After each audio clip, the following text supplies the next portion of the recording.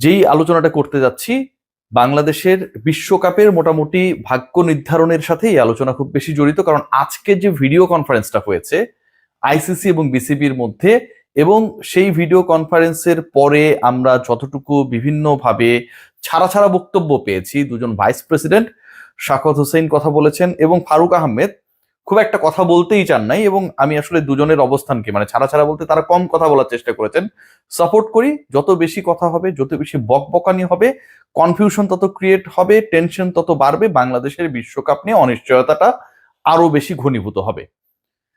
ভেতরের খবর জানার চেষ্টা করেছি এবং ভেতরের খবর জানার পরে যে তথ্যগুলো পেয়েছি আমার কাছে মনে হয়েছে এই ব্যাপারগুলো আপনাদের সামনে শেয়ার করা খুবই বেশি গুরুত্বপূর্ণ।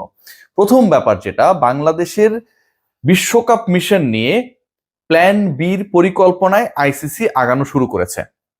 এ সপ্তাহের মধ্যেই বাংলাদেশের বিশ্বকাপ ভেন্যু কোথায় হবে সেই ডিসিশনটা হয়ে যাবে এবং সেই প্ল্যান বির সাথে আরো একটা বিজড়িত, সেই আলোচনায় যাচ্ছি। দ্বিতীয় পয়েন্ট যেটা, সেটা হচ্ছে বাংলাদেশের গভর্নমেন্টের সাথে বিসিবির সাথে আজকে যখন বসেছিল আইসিসির প্রতিনিধি দল, সেখানটায় কারা ছিলেন? সেখানটায় তিনজন মেজর পার্সোনালিটি ছিলেন। আইসিসির সিইও ছিলেন, ইন্টিগ্রিটি ইউনিটের প্রধান ছিলেন, এন্ড হেড অফ সিকিউরিটি, এই তিনজন ছিলেন।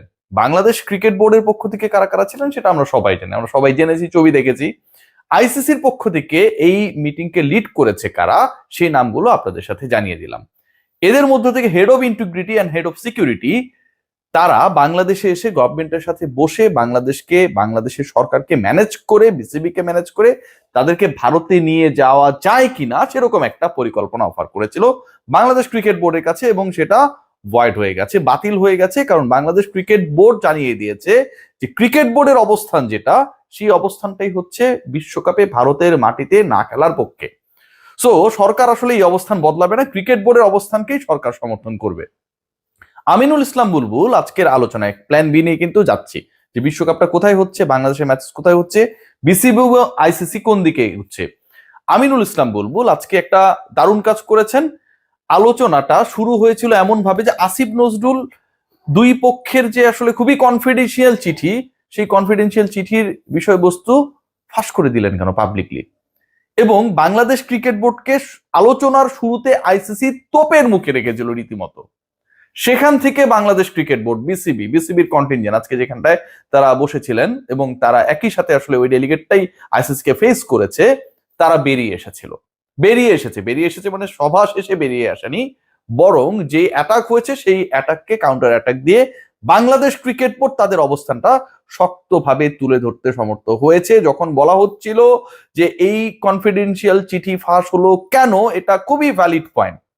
আসিফ নজরুল স্যার যেটা বলেছেন সেটা খুবই কনফিডেন্সিয়াল চিঠি, এবং সেই চিঠি দুজন ব্যক্তির মধ্যে যদি এরকম একটা মেইল, বা দুই হেডের মধ্যে যদি এরকম একটা মেইল আপনি ডিসক্লোজ করে দেন, এরপর তো আইসিসি বিসিবির কাছে কোনো কিছু লিখার সাহসই পাবে না। আইসিসির কোনো দলকে, কোনো প্রতিনিধি, কোনো ছোট টিমকে যদি কোনো দায়িত্ব দেওয়া হয় regarding Bangladesh cricket board issue, তারা তো সেই কনফিডেন্সই পাবে না। কারণ যেই জিনিসটা দিবে সেটা হচ্ছে মিডিয়ায় চলে যাবে। এটা খুবই বাজে কাজ হয়েছে, খুবই বাজে কাজ হয়েছে। এবং নিশ্চয়ই ক্রীড়া উপদেষ্টাকেও সেই জিনিসটা প্রপারলি ব্রিফ করা হয়নি, যেটা বলা যাবে না, এটা আমার কাছে মনে হয়, নাহলে তিনি বলতেনও না। সো এই ইস্যুতে আইসিসি তারা আপার হ্যান্ডে ছিল, তারা ফ্রন্ট ফুটে ছিল। একটা সময় এই আলোচনাটা এসেছে, বাংলাদেশ ক্রিকেট বোর্ডকে আইসিসি বলেছে যে তোমার দেশেও তো মৌলবাদের হুমকি বিভিন্ন সময় ছিল। সিরিয়াসলি আজকের এই আলোচনায় এই ব্যাপারটা এসেছে, বাংলাদেশেও বিভিন্ন সময় মৌলবাদী আক্রান্ত করতে পারে ক্রিকেটারদেরকে, বিভিন্ন দলকে, এরকম থ্রেটস বিভিন্ন সময় ছিল।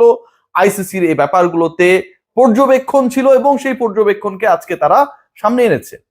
যখন সেটা আনা হয় তখন বাংলাদেশ ক্রিকেট বোর্ডের পক্ষ থেকে আমিনুল ইসলাম বুলবুল তিনি দুটো জিনিস বলেছেন। প্রথমেই যেটা বলেছে, আমি যতটুকু শুনতে পেরেছি, জানতে পেরেছি আমার সোর্সের মাধ্যমে, যে there will be no ifs and buts. কোনো এখানটায় যদি কিন্তু হিসাব নিকাশ নেই। মৌলবাদ ইস্যুতে কি ব্যাখ্যা দিল সেই ব্যাখ্যা আসছি। বাংলাদেশ ভারতে খেলতে যাবে না, that's the final decision from Bangladesh cricket board. Now discuss about the alternative country. Bangladesh বলেছে বাংলাদেশে মৌলবাদের হুমকি ছিল, বিভিন্ন সময় অনেক থ্রেট আমরা অবজার্ভ করেছি, but end of the day বাংলাদেশে কোনো দেশের ক্রিকেটার এসে খেলতে পারবে না, কোনো দেশের সমর্থক খেলা দেখতে পারবে না, এরকম কি কোনো ঘটনা ঘটেছিল? এরকম কোন ধরনের থ্রেটস এর কথা ছিল?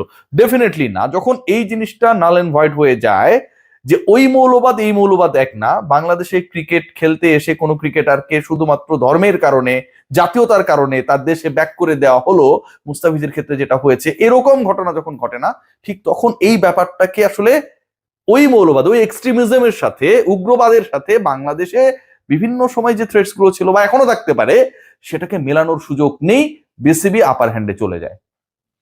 What is the plan B? Plan বিটা কি? প্ল্যান বি নিয়ে যেটা আলোচনা হচ্ছে, সেই আলোচনাটা আমি যতটুকু জানতে পেরেছি যে আইসিসি এবং বিসিবি রাইট নাও তারা decided to find out the alternative venue for Bangladesh. ICC দুটা জিনিস বলেছে, একটা রিকোয়েস্ট করেছে বিসিবি কে যে ঠিক আছে আসো, সবকিছু আমরা করে দেবো, you play your games in India.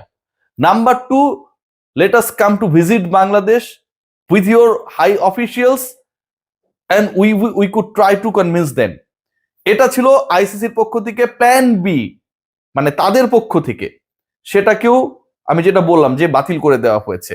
এখন দুপক্ষ মিলে they are about to make the alternative decision, এবং সেই ডিসিশনটা যেখানটায় বলা হয়েছে there will be no ifs and buts. বাংলাদেশের ভেন্যু হিসেবে নতুন কান্ট্রি কোথায় হইতে পারে? শ্রীলঙ্কাই তো আলটিমেট চয়েস। তো সেখানটায় হতে পারে কিনা, অন্য কোনো ভাবে এটাকে অ্যাকোমোডেট করা যায় কিনা, সেই আলোচনায় আইসিসি এখন সায় দিয়েছে। আমি আজকে একটা কন্টেন্ট করেছিলাম, অনেকেই কনভিন্সড হয়েছেন, অনেকে হন নাই, দিয়ে বাংলাদেশের পরিকল্পনায় রয়েছে, বাংলাদেশকে নিয়ে আইসিসির পরিকল্পনায় রয়েছে যে গ্রুপের ইন্টারচেঞ্জের মাধ্যমে এই সমস্যার সমাধান করা যায় কিনা। এই মুহূর্তে এটাই হচ্ছে সবচেয়ে লেজিট এবং অ্যাপ্রোপ্রিয়েট সলিউশন হতে পারে। কেন হতে পারে? আপনি যদি বাংলাদেশের গ্রুপ চেঞ্জ করে দেন, বাংলাদেশকে বি গ্রুপের কোন একটা দলের সাথে ইন্টারচেঞ্জ করে সেই বি গ্রুপের দলকে বাংলাদেশের গ্রুপে, মানে সি গ্রুপে যদি আপনি হচ্ছে এখানটায় দেন, তাহলে এখানটার একটা সমাধান হওয়া সম্ভব। কারণ যেহেতু বি গ্রুপে শ্রীলঙ্কা রয়েছে, তারা তাদের খেলাগুলো, সব খেলাই তারা আলটিমেটলি তাদের দেশেই খেলবে। সো ওই জায়গাটা আসলে বাংলাদেশকে, শ্রীলঙ্কা, অস্ট্রেলিয়া যে গ্রুপে রয়েছে সেই গ্রুপে বাংলাদেশকে দেয়া যায় কিনা, আইসিসি এই আলোচনাটা আইসিসির মধ্যে, আইসিসির ইনসাইডে এটা রয়েছে, এবং বাংলাদেশও আসলে এই ব্যাপারটাই চায়। শ্রীলঙ্কান ক্রিকেট বোর্ডের সাথে অলরেডি একটা কমিউনিকেশন হচ্ছে। আজকে যে মিটিংটা হয়েছে, সেই মিটিং এ যারা ছিলেন এবং যারা এই প্রপার ব্যাপারগুলো নিয়ে ডিল করছেন, CEO, head of integrity, head of security এবং মিস্টার গৌরব, খুবই পাওয়ারফুল একজন মিস্টার গৌরব, তিনিও ইন্টারেস্টেড বলে আমি আমার সোর্স থেকে জানতে পেরেছি, এটা ওই মিটিং এর সোর্স না, বাইরের থেকে, যে বাংলাদেশের এই সমস্যার সমাধানটা ভেন্যু আলটিমেটলি চেঞ্জ করা শুধু না, গ্রুপটাকেই যদি চেঞ্জ করে দেওয়া যায় সেভাবেই সম্ভব কি না, এবং সেই পথেই বিসিবি এবং আইসিসি আগাচ্ছে। যদি বাংলাদেশের অংশগ্রহণটাই বাদ করে দেওয়া যেত বা বাদ করার পরিকল্পনা হতো, বাংলাদেশকে নেওয়ার দরকার নেই, নতুন কোনো দলকে নিয়ে নিলাম, এই ডিসকাশনস গুলো হতো না, এবং আজকে এটা চ্যাপ্টার ক্লোজ হয়ে যেত। কারণ আইসিসি জানে যে বাংলাদেশকে ভারতের মাটিতে খেলানো ছাড়া কোনো উপায় নাই। সো আজকেই তারা বিসিবিকে সরি বলে দিত।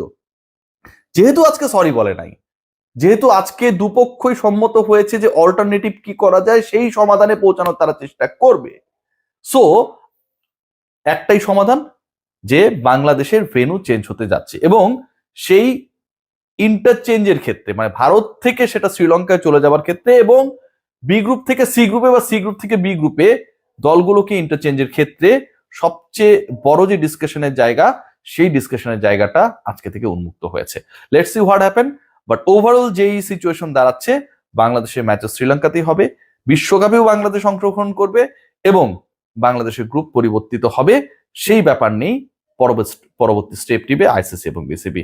সবাই ভালো থাকবেন। তার আগে একটু বলতেই চাই যে আপনারা যারা এই শীতের দিনে কাপড় ঝকঝকে তকতকে স্মার্ট রাখতে চান, তারা ইউজ করতে পারেন অরিক্স ক্রিস্টাল ওয়াশ। আপনার কাপড়কে 2-in-1 ফর্মুলায় করবে দারুণ। সবাই ভালো থাকবেন।